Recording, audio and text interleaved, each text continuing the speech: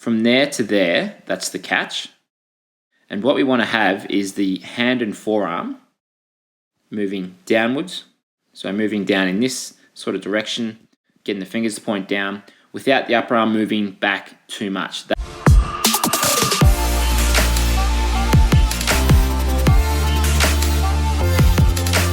Welcome to Feedback Friday, where we analyse someone's stroke and we look at what they can do to swim faster. In this episode, we have a triathlete who's around the 2 minutes 30 mark per 100 in his races. And so we're going to look at what he can do to bring that down. And often when swimmers are around that sort of mark, body position is a big one. And an effective catch is often one of the key things that we look at as well. So in terms of getting faster, we like to look at the breathing. And the breathing here looks like that exhalation is coming from the nose. Most of it is coming while he's turning his head, which is good.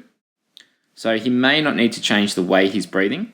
And in general, he's looking mostly to the side there. So he's not lifting his head up too high, which is good. If we look at his head position here, we'll see that, he's looking about 20, 30 degrees in front, which is fine, and the neck is being kept long. So that head position, for now, looks like it's about right. When you look at body position, what we ideally want to have is that horizontal body position, because if anything's coming down below that line, the amount of drag that creates makes it feel very hard to hold any sort of speed for any sort of time, and it can really just feel like that's the thing that is holding you back, and it is. So the most important thing is to minimize drag. So that's what we look to start with. So if we look at this and someone's hips and their legs are dropping down that much, there's a couple of things that can cause it. It can really come down to what the arms are doing through the catch and the pull, the timing of the stroke, the breathing and the rotation, and sometimes, is the kick being effective or not. What I would probably look to do if I was this swimmer is I'd get a front snorkel, and I would just practice kicking face down in the water with both hands out in front. And that way you don't need to worry about lifting your head to breathe.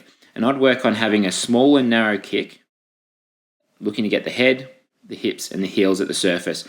And when you do that, you get to really experiment and discover where's my point of balance? How much pressure do I need to put through the chest?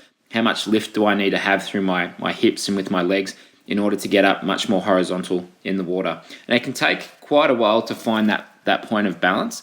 And it can certainly take a bit of practice to be able to get that into the stroke and to be able to continue that when you do introduce the breathing. But I would be practicing that, because if we look at the body position, you'll see that we've got the head here, good, neck is long, a bit too much of an arch through the spine, and then the legs come down below that. What we would want to aim to have is be quite a bit straighter than that. Yeah, we'll have a bit of a curve through the back, but somewhere a bit more in that position. So that means he's probably going to have to lift his legs up a bit more using his hips. He's probably going to have to engage the core a little bit more to keep this a bit straighter. So that will come with time and practice, but it can be good to just keep it really simple to begin with. Just some basic kicking drills with a snorkel on to get the feel for it. And after that, he'll probably have a pretty good sense of what it feels like in order to keep his body up that little bit higher. So that's where I'd start. And that could even take 3, 4, or 5 weeks in order to really get a sense of it. But it doesn't mean he's not swimming for that 3 to 5 weeks. He might just do a couple of 50s where he's doing 25 front kick drill, 25 swim. Then he might be doing the arms by side kick rotation drill, 25 swim. So you still want to be swimming as you're doing that, but you also want to have that focus on body position. So that would be the first thing. Body position and posture, really. Then the other thing that would be worth starting to work on pretty soon after that is the catch and the pull, because at the moment, particularly with the left arm, there's not a lot that he's getting out of that arm. So the entry looks quite good. The hand's entering there, a bit close to the head. I'd enter a little bit further out just to reduce some of that drag. But out in front here, that position's pretty close to where we want to be. And then as he starts to pull back, from there to there, that's the catch. And what we want to have is the hand and forearm moving downwards. So moving down in this sort of direction, getting the fingers to point down without the upper arm moving back too much. That's what will get him into a high elbow catch position. You can see as he goes through there, the fingers continue to mostly point forwards, and the upper arm and the elbow start to pull back straight away. So when he finishes the catch, which is there, if we draw a line from the shoulder to the fingertips, that elbow is well below that line, and that's what we call a dropped elbow position. So a high elbow catch would look a little bit like this, what I'm going to draw in yellow. So somewhere in that sort of position. Now, it doesn't need to be extreme with that high elbow catch, but any improvement in getting the hand and forearm angled back a little bit more vertical, that is going to make a huge difference in propulsion. A big, big difference. So we'd want to work on that left arm catch. And then even here, as you're passing under the shoulder, what you'll see with most top swimmers, shoulder, elbow, hand is all aligned underneath there. 1, 2, 3, all of that is lining up. Because if we've got the upper arm there and the hand out in front, that's much less surface area than if we've got shoulder, elbow, hand aligned. So we'd want to work on getting that in place. We call that the power diamond position, because if we look from the front, what we would want to see here is with the left arm, we'd want to have the elbow out to the side, hand and forearm in that sort of position. But at the moment, it's just quite dropped. I'll talk about how he could approach it in a moment, but we'll just have a look at the right arm catch. So that's the left one that's dropping quite a bit, and that can actually contribute to the drop in the lower half. So with the hand and forearm pressing downwards from there to there, pressing down in that direction, that's really why you see the chest up so high, but the legs down. So if you're pushing down here, obviously it's going to push up there, but it's going to have the other effect of dropping down the back half. And then this right-hand side, the entry's nice, entering there, reaching forwards. That's quite a good position to be in. Great position to start the catch. He then just goes down a bit too early and a bit too deep with that arm. So it's going down quite deep and straight. I would aim to be more patient with the catch, as in when he enters, spend a bit longer reaching forwards and then pull through, as opposed to coming in and just going straight down into the catch. Because it's very hard to get a comfortable breath when your arm is down there. It's very hard to keep the head out of the water. So we need that arm out in front just a little bit more to provide that stability and balance there. And if you see it from the front, so he comes in, it's in line with the shoulder, that's good. Just drops down a bit too early. And if we look at where the arm is, it's probably into the center a bit too much. So where we'd want to get to in that position is out quite a bit wider with a bit more bend in the elbow.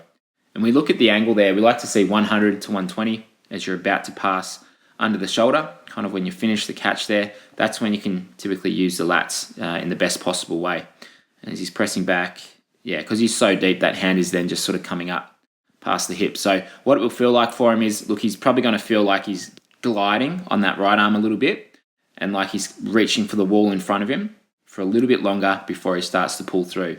Then as he moves through the catch, it'll probably feel like he's going quite shallow and maybe quite wide with the elbow and the upper arm there. Now, that can be a really challenging thing to change just by swimming more and thinking about that change, because it's difficult to learn that the motor patterns that are required there to be able to improve that just by swimming and just by trying to think about it. So what we like to do, and the reason that we spend quite a bit of time on drills, and we recommend most people do a couple of drills in their warm-up every time that they swim.